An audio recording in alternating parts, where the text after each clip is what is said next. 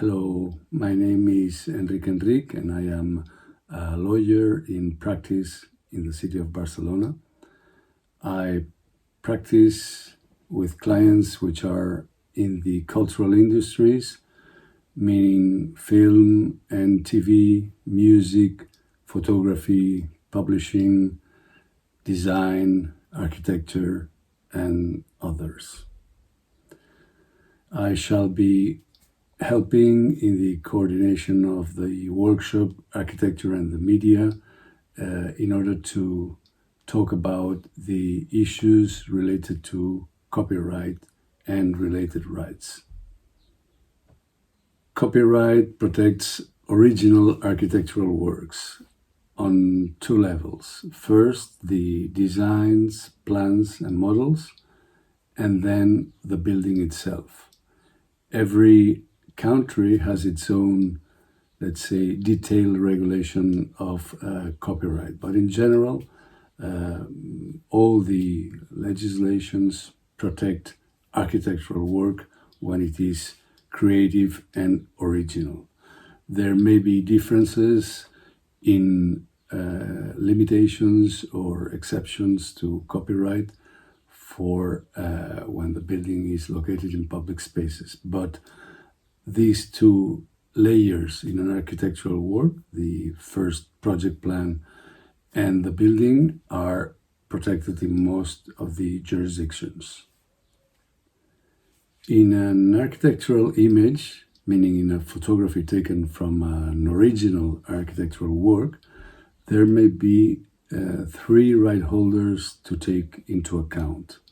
First of all, the architect, which will be the creator, the copyright owner of the plans and designs, and also of the physical representation of the building. The exploitation rights of this work. Exploitation in the sense of copyright means reproduction, distribution, transformation. The right of the owner is based on a property right. He will be the master of that property. He can do whatever he wants in the property, but he will not have the exploitation rights that the architect has unless it is specifically foreseen in a contract. And then we have the photographer, which, if he or she creates an original work, not a mere reproduction of the reality, will have exploitation and moral rights on his or her photography. The photographer will have the right to authorize others to reproduce, to distribute, to communicate to the public the photography.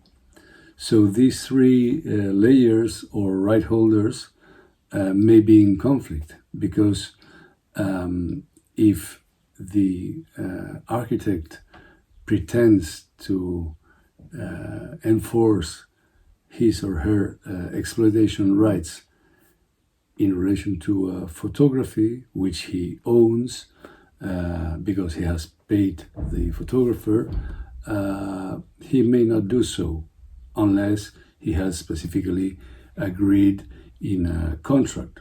The same happens with an owner. And further, there is a complication because a copyright has the difference between moral rights and exploitation rights. Moral rights are not assignable and will never be, let's say, owned by the owner of a building. The owner of a building has a property right, has the right to let anyone go in and out of the house or do whatever he wants in the house. In my working experience, the copyright on these photographies of buildings is not well known in the professional sector, with the exception of, let's say, top architects or builders. which have had experience on copyright related issues and take care of regulate the copyright issues in contracts. But mostly the thing that happens is that the owner who wants to build a house or a building or a project has this short-term view, immediate view to see, I want this building done, and does not think about the copyright of the architect. The architect thinks mostly about the project to be delivered to an owner and getting his fees paid, and normally will not think about the copyrights involved in the architectural work. And especially when the architect contracts a photographer, what he wants is good quality photos to be used on his or her website or portfolio or whatever.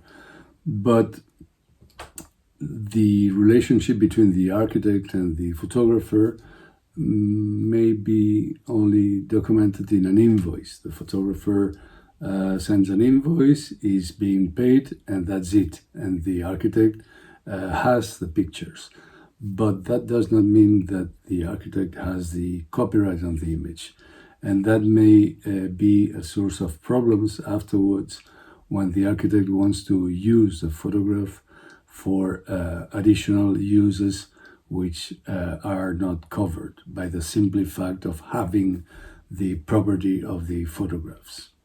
All these matters are going to be debated in the workshop Architecture and the Media.